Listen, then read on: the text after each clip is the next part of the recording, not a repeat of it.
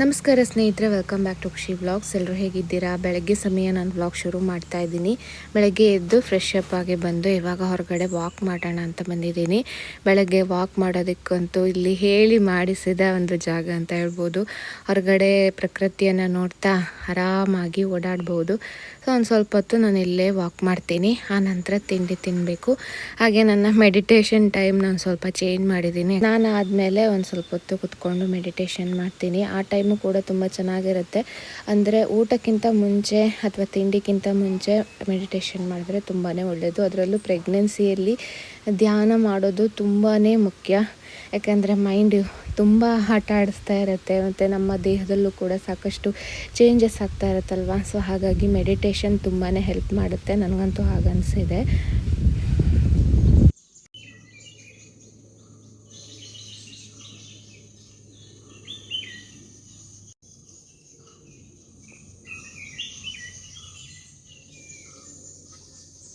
ಹಾಗೆ ಇವತ್ತು ಬೆಳಿಗ್ಗೆ ಅನ್ನಾಗ ನಾನು ಮೆಡಿಟೇಷನ್ ಮಾಡ್ತೀನಿ ಅಪ್ಪನ ಜೊತೆ ಅಂತ ಹೇಳೋಕ್ಕೆ ಶುರು ಮಾಡಿದ್ಲು. ಹಾಗಾಗಿ ಅವರು ಈ ಕಡೆ ಬಂದು ಕುತ್ಕೊಂಡಿದ್ರು. ಇಲ್ಲಾಂದರೆ ಆ ರೂಮ್ನಲ್ಲೇ ಮಾಡ್ತಾರೆ. ಆ ನಂತರ ಅವಳಿಗೆ ಸ್ವಲ್ಪ ಹೊತ್ತು ಅವಳ ಜೊತೆ ಮಾಡಿ ನಂತರ ಹೋಗಿ ಅವ್ರು ಮೆಡಿಟೇಷನ್ ಮಾಡ್ಕೊಂಬಂದರು.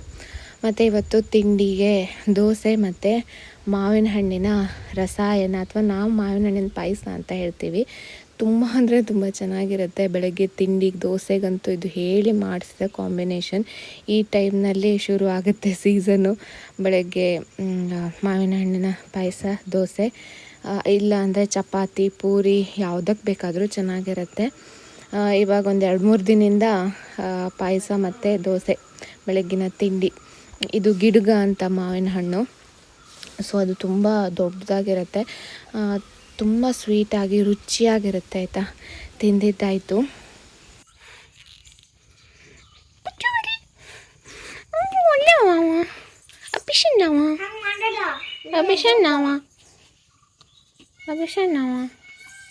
ನೋಡಿ ಹೇಗೆ ಎಕ್ಸಸೈಸ್ ಮಾಡ್ತಾರೆ ನೋಡು. ತಿಂಡಿ ತಿಂದಾಯಿತು ನಮ್ಮದು. ಹಾಗೆ ಸ್ವಲ್ಪ ಮೋಡದ ಬಿಸಿಲು, ಮೋಡನೂ ಇದೆ, ಸ್ವಲ್ಪ ಬಿಸಿಲು ಇದೆ. ಇಂದು ಸಂಜೆ ಕೂಡ ಮಳೆ ಬರ್ಬೋದು. ನಿನ್ನೆ ಫುಲ್ ಮಳೆ ಬಂದಿರೋದ್ರಿಂದ ತಂಪಾಗಿದೆ, ನೆಲ ಎಲ್ಲ ಒದ್ದೆ ಆಗಿದೆ. ಬಂದೆ ಅನಾಗ ರೀತಿ ಆಡ್ತಾ ಇದ್ದಾಳೆ. ಸೊ ಇಂದು ಅಡುಗೆ ಮಾಡಬೇಕು ಅಂತ ಎಲ್ಲ.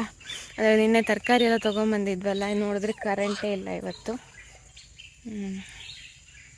ಸೊ ಹೋಗ್ಬೇಕು ಏನೇನಾಗುತ್ತೆ ಇವತ್ತು ಅಂತ. ಅಂದರೆ ಕಲ್ಲು ರುಬ್ಬಿ ಮಾಡೋದು ಸ್ವಲ್ಪ ಕಷ್ಟನೇ.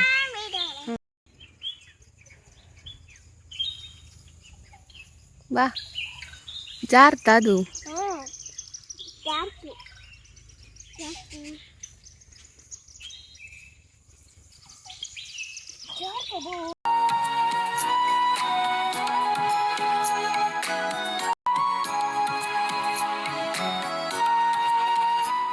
ಇವಾಗ ಅಡುಗೆ ತಯಾರಿ ಶುರು ಮಾಡ್ತಾ ಇದ್ದೀವಿ.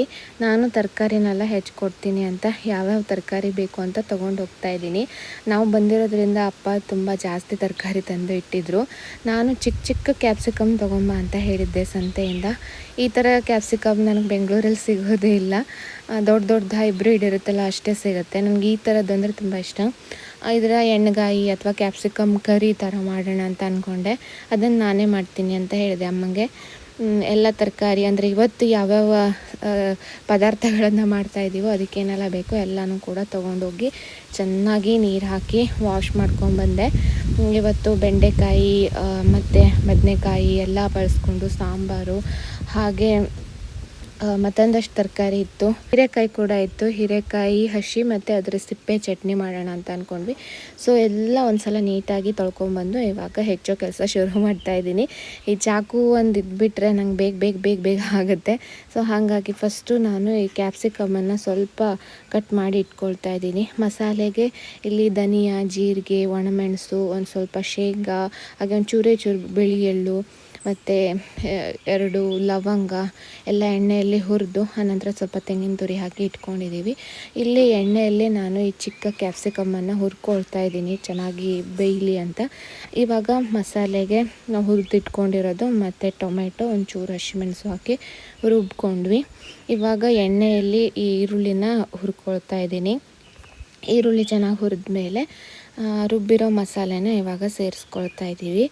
ನಾವು ಅಷ್ಟೊಂದೇನು ಮಸಾಲೆ ಏನೂ ಹಾಕಿಲ್ಲ ಇದಕ್ಕೆ, ಗರಂ ಮಸಾಲೆ ಏನೂ ಹಾಕಿಲ್ಲ. ಖಾರ ಕೂಡ ಕಡಿಮೆ ಮಾಡ್ಕೊಂಡಿದ್ದೆ, ಯಾಕಂದರೆ ನನಗೆ ತಿನ್ನಬೇಕು ಅಂತ ನಾನು ಮಾಡ್ಕೊಂಡಿದ್ದು. ಸೊ ಹಾಗಾಗಿ ತುಂಬ ರುಚಿಯಾಗಿತ್ತು. ಇದು ಸಂಜೆ ಕೂಡ ಚಪಾತಿ ಜೊತೆ ಆಗುತ್ತೆ ಅಂತ ಸ್ವಲ್ಪ ಜಾಸ್ತಿ ಮಾಡ್ಕೊಂಡಿದ್ದೆ. ಇಲ್ಲಿ ತರಕಾರಿ ಸಾಂಬಾರು, ಹಾಗೆ ಹೀರೆಕಾಯಿ ಸ್ವಲ್ಪ ಸಾಂಬಾರು ಕೂಡ ಹಾಕಿದ್ವಿ. ಹೀರೆಕಾಯಿ ಹಸಿ ಅಂತೂ ಸೂಪರ್ ಆಗುತ್ತೆ. ಹಾಗೆ ಅದರ ಸಿಪ್ಪೆ ಚಟ್ನಿ ಆಯಿತಾ, ಇದಂತೂ ನೆಕ್ಸ್ಟ್ ಲೆವೆಲ್, ತುಂಬ ರುಚಿಯಾಗಿರುತ್ತೆ.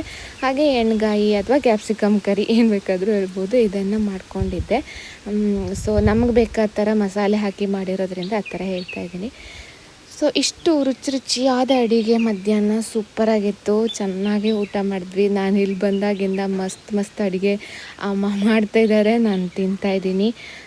ತುಂಬ ಚೆನ್ನಾಗಿ ದಿನಗಳು ಹೋಗ್ತಾಯಿದೆ. ಇನ್ನೇನು ಬೆಂಗಳೂರಿಗೆ ಹೋಗಬೇಕು ಅಂದರೆ ಸ್ವಲ್ಪ ಬೇಜಾರಾಗುತ್ತೆ. ಈ ಹಸಿ ಅಂತೂ ಸಖತ್ತಾಗಿತ್ತು ಸ್ನೇಹಿತರೆ, ಮಸ್ಟ್ ಟ್ರೈ ಅಂತ ಹೇಳ್ತೀನಿ ನಾನು. ತುಂಬಾ ಚೆನ್ನಾಗಿದೆ, ತಂಪಾಗಿದೆ. ರಾತ್ರಿಯಿಂದ ಪಟ ಮಳೆ ಬರ್ತಾ ಇದೆ. ಮತ್ತು ನನಗೆ ಬೆಂಗಳೂರಲ್ಲಿದ್ದಾಗ ಆ ಸೆಕೆಯಲ್ಲಿ ರಾತ್ರಿಯೆಲ್ಲ ಮಳೆ ಬಂದರೆ ಆ ಮಳೆ ಸೌಂಡಿಗೆ ಎಷ್ಟು ಚೆನ್ನಾಗಿ ನಿದ್ದೆ ಮಾಡ್ಬೋದಿತ್ತು, ಮಳೆ ಬರಬೇಕಿತ್ತು ಅಂತ ಅನ್ನಿಸ್ತಾ ಇತ್ತು. ಸೊ ಇಲ್ಲಿ ಆ ಆಸೆ ಎಲ್ಲ ನೆರವೇರಿತು. ಮಳೆ ಇಲ್ಲದೇ ಇದ್ದಾಗ ತುಂಬ ಕಡು ಬೇಸಿಗೆಯಲ್ಲಿ ಮಳೆ ಬರಬೇಕಿತ್ತು ಅಂತ ತುಂಬ ಆಸೆ ಆಗುತ್ತೆ. ಅದರಲ್ಲೂ ರಾತ್ರಿ ಅಥವಾ ಮಲ್ಕೊಂಡಾಗ ಮಳೆ ಸೌಂಡು ಕೇಳ್ಕೊಂಡು ಮಲ್ಗೋದಕ್ಕೆ ನನಗಂತೂ ತುಂಬಾ ಇಷ್ಟ. ಸೊ ಹಾಗಾಗಿ ಇಲ್ಲಿ ಆ ಆಸೆ ಎಲ್ಲ ನೆರವೇರಿತು. ಚೆನ್ನಾಗಿದೆ ಇವತ್ತಿನ ವಾತಾವರಣ. ಹಾಗೆ ಇವತ್ತು ಬೆಳಗ್ಗೆ ತಿಂಡಿಗೆ ದೋಸೆ ಮತ್ತು ಮಾವಿನ ಹಣ್ಣಿನ ಪಾಯಸ, ಅಂದರೆ ಶ್ರೀಕರಣೆ ಅಂತ ಮಾಡ್ತಾರಲ್ಲ, ಅದಕ್ಕೆ ಮಾವಿನ ಹಣ್ಣಿನ ಪಾಯಸ ಅಂತ ಹೇಳ್ತೀವಿ. ಸೊ ಹೀಗೆ ಬೆಳಗ್ಗೆ ಸಮಯ ತುಂಬ ಚೆನ್ನಾಗಿ ಹೋಗ್ತಾ ಇದೆ.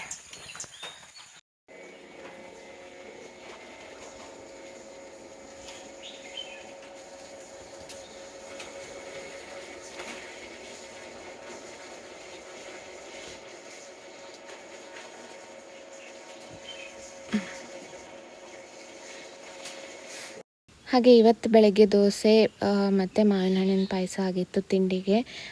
ನಾನು ಸ್ವಲ್ಪ ತುಪ್ಪ ಮತ್ತು ಚಟ್ನಿ ಪುಡಿ, ಎಣ್ಣೆ, ಒಂದು ಸ್ವಲ್ಪ ಪಾಯಸ ಎಲ್ಲನೂ ಹಾಕ್ಕೊಂಡು ತಿಂತೀನಿ. ಚೆನ್ನಾಗಿತ್ತು ಬೆಳಗ್ಗೆ ತಿಂಡಿ. ಆನಂತರ ನಾವು ರೆಡಿಯಾಗಿ ಒಂದು 12 ಗಂಟೆ ಸಮಯ ನನ್ನ ಚಿಕ್ಕಮ್ಮನ ಮನೆಗೆ ಹೋಗ್ತಾಯಿದ್ದೀವಿ. ಆ್ಯಕ್ಚುಲಿ ಅಮ್ಮನಿಗೆ ಹೋಗಬೇಕಿತ್ತು. ಅಮ್ಮ ನಿಮ್ಮನ್ನೆಲ್ಲ ಬಿಟ್ಟು ಹೋಗೋಕ್ಕಾಗಲ್ಲ, ಎಲ್ಲರೂ ಹೋಗೋಣ ಅಂತ ಹೇಳಿದ್ರು.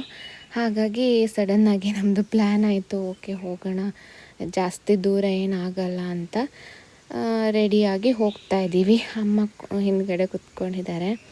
ಅನಾಗ ಹಿಂದೆ ಕುತ್ಕೊ ಅಂದರೆ ಕೆಲವು ಸಲ ಕೇಳೋದೇ ಇಲ್ಲ, ಕಾಲ ಮೇಲೆ ಕುತ್ಕೊಳ್ತೀನಿ ಅಂತ ಆಟ ಮಾಡ್ತಾಳೆ. ಸರಿ ಅಂತ ಜಾಸ್ತಿ ದೂರ ಏನಲ್ಲ ಅಂತ ಹೋದ್ವಿ. ಯಲ್ಲಾಪುರ ಬಂದು ತಲುಪಿದ್ದಾಯಿತು. ಮತ್ತು ನಮಗೆ ನನ್ನ ಹಸ್ಬೆಂಡ್ ಚಿಕ್ಕಪ್ಪನ ಮನೆಗೆ ಕೂಡ ಅಲ್ಲೇ ಹತ್ತಿರ ಆಗುತ್ತೆ, ಅಲ್ಲೂ ಕೂಡ ಹೋಗಿ ಬರ್ಬೋದು ಅಂತ, ಎರಡೂ ಒಟ್ಟಿಗೆ ಆಗುತ್ತೆ ಅಂತ ಪ್ಲ್ಯಾನ್ ಮಾಡ್ಕೊಂಡಿದ್ವಿ. ಇಲ್ಲಿ ಬಂದ್ವಿ ಚಿಕ್ಕಮ್ಮನ ಮನೆಗೆ. ಇಲ್ಲಿ ನಾನೇನು ಜಾಸ್ತಿ ವೀಡಿಯೋನೇ ಮಾಡಿಲ್ಲ, ಜಸ್ಟ್ ಇಲ್ಲಿ ಕೊಟ್ಟಿಗೆ ಒಂದು ವೀಡಿಯೋ ಮಾಡ್ಕೊಂಡಿದ್ದೆ ಅಷ್ಟೇ. ಆ ನಂತರ ಅಲ್ಲಿಂದ ಊಟ ಎಲ್ಲ ಮುಗಿಸ್ಕೊಂಡು ಇವಾಗ ನನ್ನ ಚಿಕ್ಕ ಮಾವನ ಮನೆಗೆ ಬರ್ತಾಯಿದ್ದೀವಿ, ಚಿಕ್ಕತ್ತೆ ಮನೆಗೆ. ಇಲ್ಲಂತೂ ಗಾರ್ಡನ್ನು ಎಲ್ಲ ತುಂಬಾ ಚೆನ್ನಾಗಿ ಮಾಡಿದರು. ಇವಾಗ ಎಲ್ಲ ಅಂದರೆ ಮಂಗಗಳು ಬರಬಾರ್ದು ಅಂತ ಈ ಥರ ಬಲೆ ಎಲ್ಲ ಹಾಕಿ ಮಾಡಿದ್ದಾರೆ. ಸಿಕ್ಕಾಪಟ್ಟೆ ಹೂಗಾಗಿತ್ತು. ಮತ್ತು ಇಲ್ಲಿ ಹೋದಾಗಲೂ ಕೂಡ ನಾವು ತಿಂಡಿ ತಿಂದು ಕಷಾಯ ಕುಡಿದು ಎಲ್ಲ ಆದಮೇಲೆ ಹೊರಗಡೆ ಬಂದಿದ್ದೀವಿ. ಆವಾಗ ನಾನು ವೀಡಿಯೋ ಮಾಡಿರಲಿಲ್ಲ. ಇಲ್ಲಿ ಹೊರಗಡೆ ಬಂದಮೇಲೆ ಈ ಗಾರ್ಡನ್ ನೋಡಿ ತುಂಬಾ ಖುಷಿಯಾಗ್ಬಿಡ್ತು. ಇಲ್ಲಿ ಫುಲ್ ಫೋಟೋ ಸೆಷನ್ ನಡೀತಾ ಇದೆ. ಅನಾಗನ್ ಫೋಟೋ ತೆಗಿತಾ ಇದ್ದಾರೆ. ಆ ಹೂವು ಇಟ್ಕೊಂಡು ಫೋಟೋ ತೆಗೆಸ್ಕೊಳ್ತಾ ಇದ್ದಾಳೆ. ತುಂಬ ಚೆನ್ನಾಗಿ ಬಂದಿದೆ ಫೋಟೋ. ಇಲ್ಲಿ ಅಟ್ಯಾಚ್ ಮಾಡ್ತೀನಿ ನಾನು.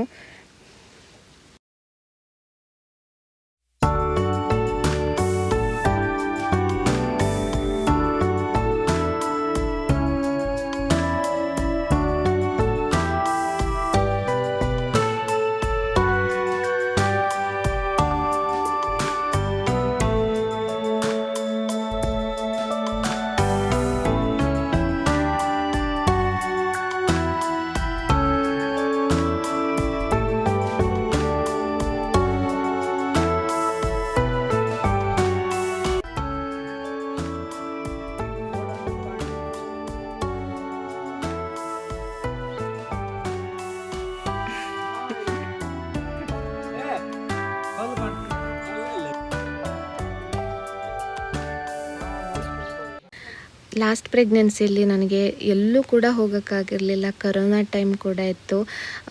ಡೆಲಿವರಿ ಆಗೋವರೆಗೂ ಬೆಂಗಳೂರಲ್ಲೇ ಇದ್ದೆ. ಯಾರ ಮುಖ ಕೂಡ ನೋಡೋಕ್ಕಾಗಿರಲಿಲ್ಲ. ಬಟ್ ಈ ಸಲ ನನಗೆ ಊರಿಗೆ ಬರೋಕ್ಕೆ ಸಾಧ್ಯ ಆಯಿತು, ಎಲ್ಲರ ಜೊತೆ ಮಾತಾಡೋದಕ್ಕೆ ಸಾಧ್ಯ ಆಯಿತು. ತುಂಬಾ ಖುಷಿ ಆಗ್ತಾ ಇದೆ. ಸೊ ಇಲ್ಲಿಂದ ನಾವಿವಾಗ ಹೊರಡ್ತಾ ಇದ್ದೀವಿ. ಈ ಒಂದು ವಿಡಿಯೋ ನೋಡಿದ್ದಕ್ಕಾಗಿ ಧನ್ಯವಾದ.